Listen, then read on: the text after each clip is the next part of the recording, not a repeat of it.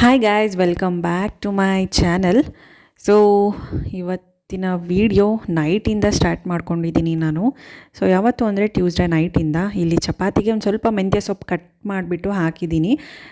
Tuesday ಇನ್ನೂ ತಂಗಿ ಮತ್ತು ಅವ್ರ ಹಸ್ಬೆಂಡ್ ಇದ್ದರು. ವೆನ್ಸ್ಡೇ ಮಾರ್ನಿಂಗ್ ಮತ್ತೆ ಹೋಗ್ತಾರೆ. ಅವರು ಅನಂತಪುರಲ್ಲಿದ್ದಾರೆ, ಬಿಕಾಸ್ ಅಲ್ಲಿ ಫಂಕ್ಷನ್ ಇದೆ ಅವ್ರ ಮನೆಯಲ್ಲೇ. ಸೊ ಹಾಗಾಗಿ ಮಾರ್ನಿಂಗ್ ಹೋಗ್ತಾರೆ. ಸೊ ಇನ್ಸಿಡೆಂಟ್ ಆಗಿತ್ತಲ್ಲ, ಹಾಗಾಗಿ ನೋಡ್ಕೊಂಡು ಹೋಗೋದಕ್ಕೆ ಅಂತ ಬಂದಿದ್ದರು ಮಂಡೇ ಸಂಜೆ ಹಂಗೆ ಬಂದಿದ್ದರು. ಇದು ಉದ್ದಿನಬೇಳೆ, ಹೆಸರು ಕಾಳು, ಕಾಬೂಲ್ ಕಡಲೆಕಾಯಿ, ಈ ಥರ ಒಂದು 3-4-5 ಈ ಥರ ಧಾನ್ಯಗಳೆಲ್ಲ ಹಾಕಿಬಿಟ್ಟು ಚೆನ್ನಾಗಿ ನೆನೆಸಿದ್ದಾರೆ. ಅದನ್ನು ವಡೆ ಮಾಡೋದಕ್ಕೆ, ಮಾಮೂಲಿ ನಾವು ಅಲಸಂದೆ ವಡೆ, ಉದ್ದಿನ ವಡೆ ಎಲ್ಲ ಹೇಗೆ ಮಾಡ್ತೀವಿ ಅದೇ ರೀತಿ ಇದನ್ನು ರುಬ್ಬಿಟ್ಟು ಕೆಲವೊಂದು ಸ್ವಲ್ಪ ಹಸಿರು ಮೆಣಸಿನ್ಕಾಯಿ, ಕೊತ್ತಂಬರಿ ಸೊಪ್ಪು, ಪುದೀನ, ಶುಂಠಿ ಹಾಕಿ ರುಬ್ಕೊಂಡ್ರೆ ತುಂಬಾ ಚೆನ್ನಾಗಿರುತ್ತೆ. ಏನಕ್ಕೆ ಮಲ್ಟಿ ಗ್ರೈನ್ಸ್ ಅಲ್ವಾ ಅದು. ಸೊ ಒಂಥರ ಹೆಲ್ತಿ ವಡ ಅಂತಲೇ ಹೇಳ್ಬೋದು. ಮಕ್ಕಳು ಕೂಡ ಅಷ್ಟೇ ತುಂಬ ಇಷ್ಟಪಟ್ಟು ತಿಂತಾರೆ. ಮನೇಲಿ ಪ್ರಕುಲ್ ಮತ್ತು ಲಿಷ್ಕ ಇಬ್ಬರು ಕೂಡ ತಿಂದರು. ಸೊ ನಾನೊಂದು ಕಡೆ ಬೀಟ್ರೂಟ್ ಪಲ್ಯ ಮಾಡೋಣ ಅಂತ ತುರಿತಾ ಇದ್ದೀನಿ. ಸೊ ತುರಿದ್ಬಿಟ್ಟು ಮಾಡಿದ್ರೆ ಒಂಥರ ಚೆನ್ನಾಗಿರುತ್ತೆ, ಹಾಗೆ ಕಟ್ ಮಾಡಿ ಹಾಕಿದ್ರೆ ಇನ್ನೊಂಥರ ಚೆನ್ನಾಗಿರುತ್ತೆ. ಅಮ್ಮ ಅಲ್ಲಿ ವಡೆಗೆ ಪ್ರಿಪೇರ್ ಮಾಡ್ತಾಯಿದ್ರು. ಸೊ ಇಲ್ಲಿ ತಂಗಿ ಉಳಿದಿರೋ ಕೆಲಸಗಳೆಲ್ಲ ಮಾಡ್ತಾಯಿದ್ವಿ. ಸೊ ಅಡುಗೆ ಮಾಡೋದು ಸ್ವಲ್ಪ ನೈಟ್ ಜನ ಜಾಸ್ತಿ ಇದ್ದಷ್ಟು ಒಂದು ಸ್ವಲ್ಪ ಅಡುಗೆ ಐಟಮ್ಸ್ ಕೂಡ ಜಾಸ್ತಿ ಆಗುತ್ತಲ್ವ. ಸೊ ಇಲ್ಲಿ ನೋಡಿ ಅಮ್ಮ ವಡೆಗೆ ರುಬ್ಕೊಳ್ತಿದ್ದಾರೆ. ಮಾಮೂಲಿ ಅಲಸಂದೆ ವಡೆ ಎಲ್ಲ ನಾವು ಹೇಗೆ ಮಾಡ್ತೀವಿ ಮಸಾಲೆ ವಡೆ, ಅದೇ ಥರನೇ ಒಂದು ಸ್ವಲ್ಪ ರಫ್ ಆಗಿ ರುಬ್ಕೋಬೇಕು. ನೈಸಾಗಿ ರುಬ್ಕೊಂಡ್ರೆ ಯಾವ ವಡೆ ಕೂಡ ಬರೋದಿಲ್ಲ. ಇಲ್ಲಿ ಸ್ವಲ್ಪ ಬೀಟ್ರೂಟ್ ಜೊತೆಗೆ ಒಂದು ಸ್ವಲ್ಪ ನಾನು ಮೂಲಂಗಿ ಕೂಡ ತುರ್ಕೋತಾ ಇದ್ದೀನಿ. ಚೆನ್ನಾಗಿರುತ್ತೆ. ಎರಡು ಮಿಕ್ಸ್ ಮಾಡಿದ್ರೆ ಒಂಥರ ಇನ್ನೊಂದು ಟೇಸ್ಟ್ ಸಿಗುತ್ತೆ. ಸೊ ಹಾಗಾಗಿ ಇದಕ್ಕೆ ಚಪಾತಿ ಹಿಟ್ಟು ನಾನು ಆಗಲೇ ಕಲಿಸಿದ್ದೆ. ಇದಕ್ಕೆ ಬೀಟ್ರೂಟ್ ಪಲ್ಯ ತುಂಬಾ ಚೆನ್ನಾಗಿರುತ್ತೆ. ಸೈಡಿಗೆ ವಡೆ ಮಾಡ್ತಾಯಿದ್ದೀವಿ ನೋಡಿ. ಈ ರೀತಿ ರಫ್ ಆಗಿ ರುಬ್ಕೊಂಡು ಕೊನೆಗೆ ಈರುಳ್ಳಿನ ಚಿಕ್ಕ ಚಿಕ್ಕದಾಗಿ ಕಟ್ ಮಾಡಿಕೊಂಡು ಈ ಥರ ಡೈರೆಕ್ಟ್ ಹಾಕೋಬೇಕು.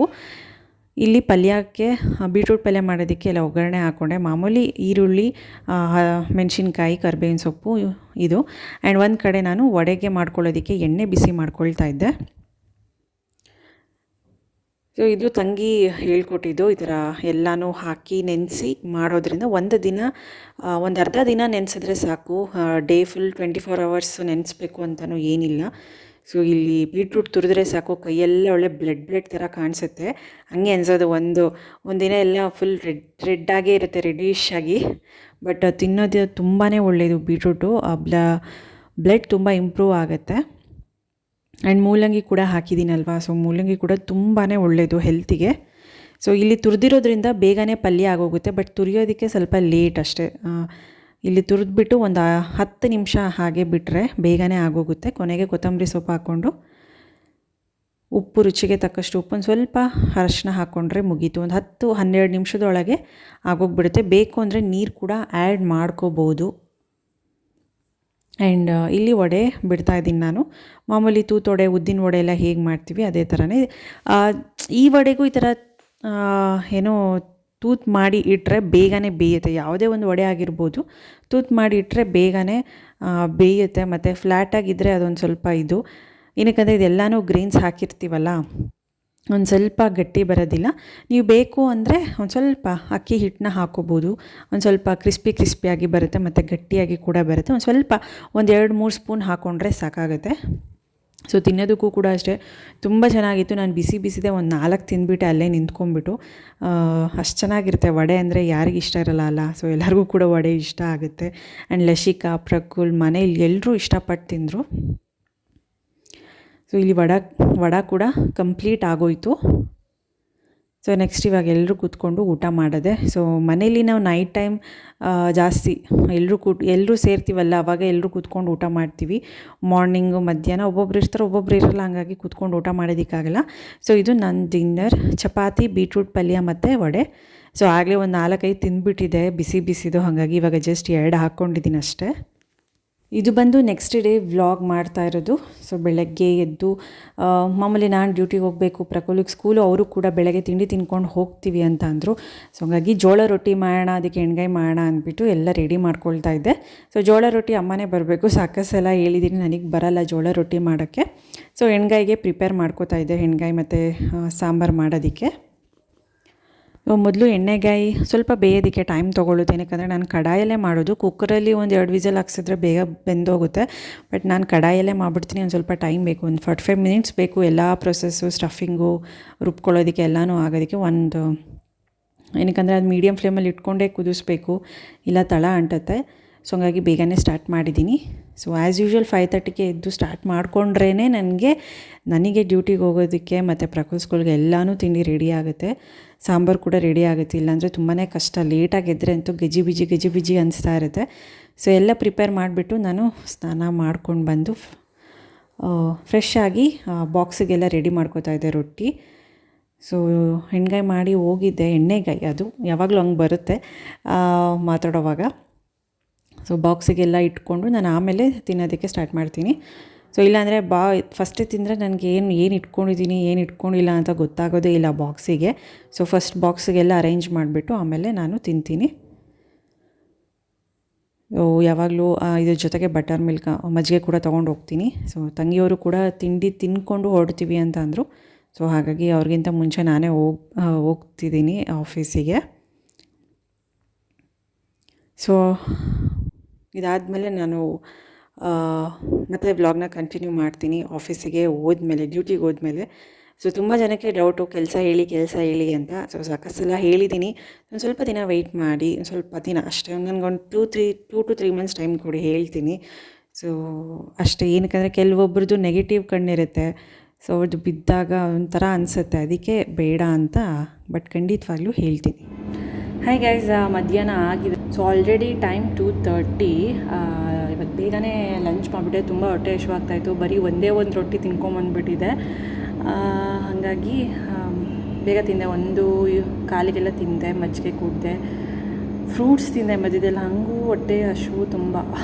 ರೊಟ್ಟಿ ತಿಂದರೆ ಹಂಗೆ ಜಾಸ್ತಿ ಬೇಗ ಡೈಜೆಷನ್ ಆಗುತ್ತೆ ಆ್ಯಂಡ್ ಜಾಸ್ತಿನೂ ತಿನ್ನೋಕ್ಕಾಗಲ್ವಲ್ಲ, ಅದಕ್ಕೆ. ತಂಗಿಯವರು ಕೂಡ ಹೋದರು 10 ಗಂಟೆ ಟೈಮ್ಗೆ. ಆಮೇಲೆ ಪ್ರಕುಲ್ ಬರ್ಡೇ ಟೈಮ್ಗೆ ಬರ್ತಾರೆ. ಹೇಗೋ 26th ರಿಪಬ್ಲಿಕ್ ಡೇ ಹಾಲಿಡೇ ಇರುತ್ತೆ, 27th ಅವರಿಗೆ. ಇನ್ನು IT ಫೀಲ್ಡ್ಗೆಲ್ಲ ಇನ್ನು 3 ದಿನ ರಜಾ continuous. But Prakul birthday 29th Monday ಬಂದಿದೆ. ಸೊ ಬರ್ತಾರೆ ಮತ್ತೆ ನೆಕ್ಸ್ಟ್ ವೀಕು. ಸೊ ನಾನು ಆಲ್ರೆಡಿ ಪ್ರಕುಲ್ಗೆ ಬಟ್ಟೆ ತೊಗೊಂಡಿದ್ದೀನಿ, ಸರ್ಪ್ರೈಸಾಗಿ ಕೊಡೋಣ ಅಂತ. ಸೊ ಅವ್ರ ತಾತ ಅಜ್ಜಿ ಬರ್ಡೇ ಕೊಡಿಸ್ತಾರಂತೆ. ನಾನು ಅವನಿಗೆ ಸರ್ಪ್ರೈಸಾಗಿ ಕೊಡೋಣ ಅಂತ ಹಂಗೆ ಇಟ್ಕೊಂಡಿದ್ದೀನಿ. ಇವಾಗೇನು ಕೊಡೋಲ್ಲ, ಅವ್ನ ಬರ್ಡೇ ದಿನ ಸರ್ಪ್ರೈಸಾಗಿ ಕೊಡ್ತೀನಿ. ಇನ್ನು ಸ್ಕೂಲ್ಗೆ ಅದು ಇದು ಕಳಿಸೋದೆಲ್ಲ ಇರುತ್ತೆ. ಇವತ್ತು 17th ಆಗಲೇ. ಹಾರ್ಡ್ಲಿ 8 ದಿನ 12 ದಿನ ಇದೆ ಅಷ್ಟೇ. ಒಂದು 10 ದಿನ ಅಷ್ಟೇ ಇರೋದು. ಸೊ ವರ್ಕ್ ಮಾಡ್ತಾಯಿದ್ದೀನಿ. ಕೆಲವರು ಒಬ್ಬರು ಕೇಳಿದರು, ನೀವೇನು ವರ್ಕ್ ಮಾಡ್ತಿದ್ದೀರಾ ಹೇಳಿ, ಏನಾಗ್ಬಿಡುತ್ತೆ ಹೇಳಿದ್ರೆ ಅಂತ ಅಂದ್ಬಿಟ್ಟಿದ್ರು. ಸೊ ಪ್ರೀವಿಯಸ್ ವೀಡಿಯೋಸ್ ನೋಡಿ ಹೇಳಿದ್ದಕ್ಕೆ ಏನೋ ಹಂಗಾಯಿತು ಅಂತ ಅನಿಸುತ್ತೆ. ಅದಕ್ಕೆ ಪ್ರೀವಿಯಸ್ ವೀಡಿಯೋಸ್ ನೋಡಿ ಡೈರೆಕ್ಟಾಗಿ ಬಂದು ಹಿಂಗೆ ಕಮೆಂಟ್ ಮಾಡಿಬಿಡಿ, ಆಯಿತಾ? ಸೊ ಹೇಳ್ತೀನಿ, ನಾನು ಹೇಳಲ್ಲ ಅಂತಲ್ಲ, ಟೈಮ್ ಬೇಕಾಗುತ್ತೆ ಹೇಳೋದಕ್ಕೆ, ಓಕೆನಾ? ಆ್ಯಂಡ್ ಮೊನ್ನೆ ಆಗಿರೋ ಇನ್ಸಿಡೆಂಟ್ ಕೂಡ ಮರೆಯೋಕ್ಕಾಗ್ತಾಯಿಲ್ಲ. ನಂಗೆ ಅದೇ ನೆನಪಾಗ್ತಿದೆ. ಸೊ ಹೇಗೆ ಡಿಸಿಷನ್ ತೊಗೊಳ್ತಾರೆ ಅವರು ಈ ವಯಸ್ಸಿಗೆ. ಅಷ್ಟು ಧೈರ್ಯ ಇದನ್ನು ಮಾಡೋ ಬದಲು ಬೇರೆದ್ರಲ್ಲಿ ಧೈರ್ಯ ಮಾಡ್ಬೋದಲ್ವಾ? ಹಂಗೆಲ್ಲರಿಗೂ ಪ್ರಾಬ್ಲಮ್ಸ್ ಇದ್ದೇ ಇರುತ್ತೆ. ಯಾರಿಗಿಲ್ಲ ಅಲ್ವಾ ಪ್ರಾಬ್ಲಮ್ಸ್ ಈ ಭೂಮಿ ಮೇಲೆ? ಸೊ ಹಂಗೆ ಎಲ್ಲನೂ ಸತ್ತೋಗೋದೇ ಸೊಲ್ಯೂಷನ್ ಅಂದ್ಕೊಂಡಿದ್ರೆ ಎಲ್ಲರೂ ಹೋಗೋರೆ ಒಂದಲ್ಲ ಒಂದಿನ ಎಲ್ಲರೂ ಹೋಗಲೇಬೇಕು, ಯಾರೂ ಪರ್ಮನೆಂಟ್ ಅಲ್ಲ. ಬಟ್ ಕೈಯಾರೆ ಮಾಡಿಕೊಂಡು ಇಷ್ಟು ಚಿಕ್ಕ ಏಜಿಗೆ ಹೋಗೋದು ಏನೋ ಒಂಥರ ನೋವಾಗುತ್ತೆ, ಕೋಪನೂ ಬರುತ್ತೆ ನಿಜವಾಗ್ಲೂ. ಸೊ ಅವರಪ್ಪ ಅಮ್ಮಂಗೆ ಆ ದೇವ್ರ ಧೈರ್ಯ ಕೊಡಲಿ. ನನಗಂತೂ ಹಿಂಗೆ ಒಂದು ಸ್ವಲ್ಪ ದಿನ ಹಿಂಗೆ ಅನಿಸ್ತಾನೇ ಇರುತ್ತೆ, ಕಣ್ಮುಂದೆ ಬರ್ತಾನೆ ಇರುತ್ತೆ. ಅದು ಏನು ಮಾಡೋಕ್ಕಾಗಲ್ಲ. ಸೊ ಇದು ಬಂದು ಬೆಳಗ್ಗೆ ನಾನು ವ್ಲಾಗ್ ಕಂಟಿನ್ಯೂ ಮಾಡ್ತಾಯಿದ್ದೀನಿ. ಸೊ ಬೆಳಗ್ಗೆಗೆ ಬಿಸಿಬೇಳೆಭಾತ್ ಮಾಡೋಣ ಅಂತ ಈ ಗ್ಲಾಸಲ್ಲಿ ನಾನು ಆಗಲೇ ತೋರಿಸಿದ್ನಲ್ಲ, ಅದರಲ್ಲಿ 1 ಕಪ್ ತೊಗರಿಬೇಳೆ, 1 ಕಪ್ ನಾನು ಅಕ್ಕಿ ತೊಗೊಂಡಿದ್ದೀನಿ. ಚೆನ್ನಾಗಿ ವಾಶ್ ಮಾಡ್ಕೋತೀನಿ. 2 ವಾಶ್ ಮಾಡಿಬಿಟ್ಟು ಇದಕ್ಕೆ ನಾನು ಅದೇ ಗ್ಲಾಸ್ ತೊಗೊಂಡಿದ್ದೀನಲ್ಲ ಅದರದ್ದು 5 ಲೋಟ ನೀರು ಹಾಕ್ಕೊಳ್ತೀನಿ. ಏನಕ್ಕಂದರೆ ನಮಗೆ ಒಂಥರ ಸ್ಮ್ಯಾಶಿ ಟೈಪ್ ಬರಬೇಕು. ಸೊ 5 ಲೋಟ ನೀರು ಹಾಕಿಬಿಟ್ಟು ಇದಕ್ಕೊಂದು ಸ್ವಲ್ಪ ಎಣ್ಣೆ ಅರಿಶಿನ ಹಾಕ್ಕೊಳ್ತೀನಿ. ಉಪ್ಪೆಲ್ಲ ನಾನು ಆಮೇಲೆ ಹಾಕ್ಕೋತೀನಿ ಬಿಸಿಬೇಳೆಭಾತ್ ಮಾಡುವಾಗ. ಸೊ ಒಂದು ಸ್ವಲ್ಪ ಅರಿಶಿನ ಹಾಕಿ ಒಂದು 3-4 ವಿಸಿಲ್ ಕೂಗಿಸ್ಕೊಂಡ್ರೆ ಫುಲ್ ಮೆತ್ತಗೆ ಈ ಮಕ್ಕಳು ತಿನ್ನಲ್ವಾ ಆ ರೀತಿ ಆಗಬೇಕು ಮೆತ್ತಗೆ. ಸೊ ನೋಡಿ ಒಂದೊಂದು ಸಲ ಲಶಿಕಾ ಎದ್ದು ಬಂದುಬಿಡ್ತಾಳೆ 6 ಗಂಟೆಗೆ, ಒಂದೊಂದು ಸತಿ 7:15 ಆದರೂ ಎದ್ದೋಳಲ್ಲ. ಅವಳಿಗೆ ಗೊತ್ತಾಗ್ಬಿಡುತ್ತೆ ನಾನು ಪಕ್ಕ ಇಲ್ಲ ಅಂತ, ಆವಾಗ ಎದ್ದು ಬಂದುಬಿಡ್ತಾಳೆ. ನನ್ನ ಪಕ್ಕ ಇದ್ದರೆ ಹಾಗೆ ಮಲ್ಕೊಂಡ್ಬಿಡ್ತಾಳೆ.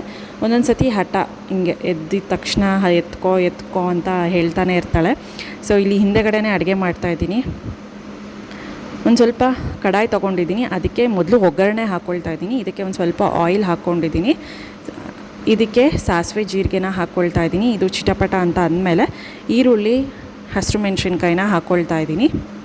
ಸೊ ಚೆನ್ನಾಗಿ ಫ್ರೈ ಮಾಡ್ಕೋಬೇಕು. ಹಸಿರು ಮೆಣಸಿನ್ಕಾಯಿನ ನೀವು ಹಾಕ್ಕೊಂಡ್ರೆ ಹಾಕ್ಕೋಬೋದು, ಇಲ್ಲ ನೀವು ಖಾರನ ಅಂದರೆ ಅಚ್ಕಾರದ ಪುಡಿನ ಯೂಸ್ ಮಾಡ್ಕೋಬೋದು. ಸೊ ಒಂದು ಹಸಿರು ಮೆಣಸಿನ್ಕಾಯಿ ನಾನು ಒಂದು 2-3 ಹಾಕ್ಕೊಂಡಿದ್ದೀನಿ, ಉದ್ದುದಾಗಿ ಕಟ್ ಮಾಡಿಕೊಂಡು. ಇದಕ್ಕೆ ನೆಕ್ಸ್ಟ್ ನಾನು ಒಂದು ಸ್ವಲ್ಪ ಟೊಮೆಟೊನ ಹಾಕ್ಕೊಳ್ತಾ ಇದ್ದೀನಿ. ಹಾಗೆ ನಾನು ಹುಣಸೆಹಣ್ಣು ಕೂಡ ಹಾಗೆ ಡೈರೆಕ್ಟಾಗಿ ಹಾಕ್ಕೊಂಡೆ. ನೆನೆಸಿಟ್ಟು ರಸ ಎಲ್ಲ ಮಾಡಿ ಅಷ್ಟೊತ್ತಿಗೆ ನನಗೆ ಟೈಮ್ ಇರಲಿಲ್ಲ, ಹಾಗಾಗಿ ಡೈರೆಕ್ಟ್ ಹುಣಸೆಹಣ್ಣು ತೊಳೆದ್ಬಿಟ್ಟು ಹಾಗೆ ಒಗ್ಗರಣೆಗೆ ಹಾಕ್ಬಿಟ್ಟು ಇವಾಗ ವೆಜಿಟೇಬಲ್ಸ್ನ ಹಾಕ್ಕೊಂಡಿದ್ದೀನಿ. ಇದು ಹಸಿ ತರಕಾರಿ, ಯಾವುದೇ ಕೂಗ್ಸಿರೋದಂಥದ್ದಲ್ಲ. ಕ್ಯಾರೆಟು, ಬೀನ್ಸು, ಅವರೆಕಾಯಿ ಹಾಕ್ಕೊಂಡೆ, ಮತ್ತು ಆಲೂಗಡ್ಡೆ. ನಿಮ್ಮ ಮನೇಲಿ ಯಾವುದಿರುತ್ತೆ ಅದನ್ನು ಯೂಸ್ ಮಾಡ್ಕೋಬೋದು ತರಕಾರಿ. ಹಸಿ ತರಕಾರಿ ಈ ಥರ ಉದ್ದುದಾಗಿ ಕಟ್ ಮಾಡ್ಕೊಂಡಿದ್ದೀನಿ. ಸೊ ಚೆನ್ನಾಗಿ ಒಂದು 40% ಆಯಿಲಲ್ಲೇ ಚೆನ್ನಾಗಿ ಫ್ರೈ ಆಗೋಗಬೇಕು ವೆಜಿಟೇಬಲ್ಸ್ ಎಲ್ಲನೂ. ಇದಕ್ಕೆ ಇವಾಗ ನಾನು ರುಚಿಗೆ ತಕ್ಕಷ್ಟು ಉಪ್ಪನ್ನ ಹಾಕ್ಕೊಳ್ತಾ ಇದ್ದೀನಿ. ಸೊ ತುಂಬ ಚೆನ್ನಾಗಿರುತ್ತೆ, ಯಮ್ಮಿಯಾಗಿ. ಇದಕ್ಕೆ ಬೂಂದಿ ಇಲ್ಲ ಮಿಕ್ಸ್ಚರ್ ಯಾವುದೇ ಒಂದು ತಿಂದ್ರೂ ಬಿಸಿಬೇಳೆ ಬಾತ್ಗೆ ಸಕ್ಕತ್ತಾಗಿರುತ್ತೆ. ಆ್ಯಂಡ್ ಬೇಗ ಆಗೋವಂಥದ್ದು ಪ್ರೋಸೆಸ್ ಇದು.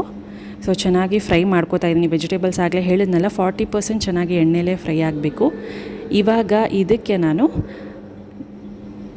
ನೀರು ಹಾಕ್ಕೊಳ್ತಾ ಇದ್ದೀನಿ. ಇದು ಕನ್ಸಿಸ್ಟೆನ್ಸಿ ನಿಮ್ಮ ಮೇಲೆ ಡಿಪೆಂಡ್, ಎಷ್ಟು ನಿಮ್ಗೊಂದು ಸ್ವಲ್ಪ ತಿಳಿ ಬೇಕಾ, ಒಂದು ಸ್ವಲ್ಪ ಗಟ್ಟಿ ಬೇಕಾ, ಆ ಬೇಸಿಸ್ ಮೇಲೆ ನೀವು ನೀರು ಹಾಕ್ಕೋಬೋದು. ಸೊ ಇಲ್ಲಿ ಒಂದು ಸ್ವಲ್ಪ ನನಗೆ ಎಷ್ಟು ಬೇಕೋ ಮೀಡಿಯಮ್ ಕನ್ಸಿಸ್ಟೆನ್ಸಿ ಬೇಕು, ಜಾಸ್ತಿ ತಿಳಿ ಬೇಡ ಮತ್ತು ಜಾಸ್ತಿ ಗಟ್ಟಿಯಾಗೂ ಬೇಡ, ಅನ್ನ ಸಾಂಬಾರು ಥರನೂ ಇರಬಾರ್ದು, ಒಂದು ಸ್ವಲ್ಪ ಗ್ರೇವಿ ಇರಬೇಕು, ಸೆಮಿ ಗ್ರೇವಿ ಥರ. ಇವಾಗ ನೆಕ್ಸ್ಟ್ ಇದಕ್ಕೆ ನಾನು ವಾಂಗಿಬಾತ್ ಪೌಡರ್ ಹಾಕ್ಕೊಳ್ತಾ ಇದ್ದೀನಿ. ಮನೇದಿದ್ದರೆ ನೀವು ಮನೇದು ಯೂಸ್ ಮಾಡ್ಬೋದು, ನಾನು ಯಾವಾಗಲೂ ಶಾಪ್ದೇ ಅಂಗಡಿದೆ ಹಾಕ್ಬಿಡ್ತೀನಿ MTRದು. ಸೊ ಚೆನ್ನಾಗಿ ಮಿಕ್ಸ್ ಆಗಬೇಕು. ಸೊ ನೋಡಿ ವಾಂಗಿಬಾತ್ ಪೌಡರ್ ಅಂತ ಹೇಳಿದೆ. ಸೊ ವಾಂಗಿಬಾತ್ ಪೌಡರ್ ಕೂಡ ಯೂಸ್ ಮಾಡ್ಬೋದು, ಇಲ್ಲ ಬಿಸಿಬೇಳೆಬಾತ್ ಪೌಡರ್ ಕೂಡ ಯೂಸ್ ಮಾಡ್ಬೋದು. ಎರಡೂ ಕೂಡ ಒಂದೇ ಪೌಡರು. ನೀವು ವಾಂಗಿಬಾತದ್ದು ಬಿಸಿಬೇಳೆಬಾತ್ಗೆ ಯೂಸ್ ಮಾಡ್ಬೋದು, ಇಲ್ಲ ಬಿಸಿಬೇಳೆಬಾತ್ಗೆ ವಾಂಗಿಬಾತ್ಗೂ ಕೂಡ ಯೂಸ್ ಮಾಡ್ಬೋದು. 2 in 1 ಅದು. ಸೊ ಹಾಗಾಗಿ ನಾನು ಹಾಗೆ ಹೇಳಿದೆ. ಚೆನ್ನಾಗಿ ಕುದಿಬೇಕು, ಆ ಮಸಾಲೆ ಎಲ್ಲ ಹಾಕಿದ್ದೀವಲ್ಲ, ಚೆನ್ನಾಗಿ ಕುದ್ದ ಮೇಲೆ ಈ ರೀತಿ ಅನ್ನ ಆಗಿದೆ. ಚೆನ್ನಾಗಿ ಒಂದು ಸಲ ತಿರುಗಿಸಿದ್ರೆ ಸ್ಮ್ಯಾಶಿ ಆಗುತ್ತೆ. ಇವಾಗ ಅನ್ನ ಹಾಕ್ಬಿಟ್ಟು ಚೆನ್ನಾಗಿ ಒಂದು ಮಿಕ್ಸ್ ಮಾಡಿದ್ರೆ ಆ ಮಸಾಲೆ ಎಲ್ಲನೂ ಹಿಡಿಯುತ್ತೆ ಅನ್ನಕ್ಕೆ. ಅನ್ನ ಹಾಕಿದ್ಮೇಲೆ ಒಂದು 7 ನಿಮಿಷ ಮೀಡಿಯಮ್ ಫ್ಲೇಮಲ್ಲಿ ಇಲ್ಲ ಲೋ ಫ್ಲೇಮಲ್ಲಿ ಬಾಯ್ಲ್ ಮಾಡಿಕೊಂಡ್ರೆ ಸಾಕಾಗುತ್ತೆ. ಯಮ್ಮಿ ಸ್ಪೈಸಿ ಬಿಸಿಬೇಳೆಬಾತ್ ರೆಡಿ ಆಗುತ್ತೆ. ಸೊ ಇದಕ್ಕಿನ್ನೂ ನೀವು ತುಪ್ಪಕ್ಕೆ ಒಂದು ಸ್ವಲ್ಪ ಗೋಡಂಬಿ ಹಾಕಿಬಿಟ್ಟು ಅದಕ್ಕೂ ಒಗ್ಗರಣೆ ಕೂಡ ಹಾಕ್ಕೋಬೋದು. ಗೋಡಂಬಿ ಇರಲಿಲ್ಲ ಮನೇಲಿ, ಹಾಗಾಗಿ ನಾನು ಅದನ್ನು ಪ್ರೊಸೀಜರ್ ಏನು ಮಾಡಲಿಲ್ಲ. ಸೊ ನೋಡಿ, ಇದು ಆಲ್ಮೋಸ್ಟ್ ಅನ್ನ ಹಾಕಿದ್ಮೇಲೆ ಚೆನ್ನಾಗಿ 7 ನಿಮಿಷ ಹೇಳಿದ್ನಲ್ಲ ಮೀಡಿಯಮ್ ಫ್ಲೇಮಲ್ಲಿ ಚೆನ್ನಾಗಿ ಈ ಥರ ಆಗಬೇಕು. ಆವಾಗ ಆಲ್ ಸೆಟ್ ಆಗುತ್ತೆ ಬಿಸಿಬೇಳೆಬಾತ್. ಏನಂದರೆ ಮಧ್ಯದಲ್ಲಿ ಕೈ ಆಡಿಸ್ತಾನೆ ಇರಬೇಕು, ಇಲ್ಲಾಂದರೆ ತಳ ಅಂಟುತ್ತೆ. ಸೊ ಇದಿಷ್ಟೇ ಸಿಂಪಲ್ಲಾಗಿ ನಾನು ಇದೇ ಥರ ಮಾಡೋದು. ಹಾಯ್ ಫ್ರೆಂಡ್ಸ್, ಇವತ್ತು ಫ್ರೈಡೇ, ಷಷ್ಠಿ ಟ್ಯೂಸ್ಡೇನೇ ಇತ್ತು. ಸುಬ್ರಹ್ಮಣ್ಯ ಅದು ನಮ್ಮ ಅಪ್ಪನ ಮನೆದು ಇತ್ತು. ಬಟ್ ಅವತ್ತು ಇನ್ಸಿಡೆಂಟ್ ಆಗಿರೋದ್ರಿಂದ ಮಾಡೋದಕ್ಕಾಗಲಿಲ್ಲ. ಸೊ ಇವತ್ತು ಮಾಡ್ತಾರೆ ಅಮ್ಮ. ಸೊ ನಾನು ಬಿಸಿಬೇಳೆಬಾತ್ ಮಾಡಿದ್ದೆ. ಸೊ ಅದಕ್ಕೆ ವೈಟ್ ಮತ್ತು ಅಕ್ಕಿ ಮತ್ತು ಹೆಸರುಬೇಳೆ ಹಾಕ್ಬಿಟ್ಟು ಮುದ್ದೆ ಮಾಡ್ತಾರೆ, ಪ್ಲಸ್ ಬದನೆಕಾಯಿ ಬಜ್ಜಿ ಮಾಡ್ತಾರೆ. ಸೊ ಅದು ನೈವೇದ್ಯವಾಗಿಟ್ಟು ದೇವರಿಗೆ ಅದು ತುಂಬ ಇಷ್ಟ, ಅದನ್ನು ಇಟ್ಟು ಪೂಜೆ ಮಾಡ್ತಾರೆ. ಸೊ ಇವಾಗ ಹೊರಡಬೇಕು. ಪ್ರಕುಲ್ ತಿಂಡಿ ತಿಂತಿದ್ದಾನೆ, ಲಶಿಕಾಗೂ ಸ್ನಾನ ಮಾಡಿಸಿದೆ, ಅವಳು ತಿಂದಿದ್ದಾಳೆ ಇಲ್ಲೇ. ಆ್ಯಂಡ್ ನಾನು ಹೋಗಿ ಬಿಟ್ಟು ಬಂದು ತಿಂಡಿ ತಿಂದು ನಾನು ಹೊರಡಬೇಕು. ಸೊ ಮತ್ತೆ ನಾನು ಬ್ಲಾಗ್ ಕಂಟಿನ್ಯೂ ಮಾಡ್ತೀನಿ, ಓಕೆನಾ?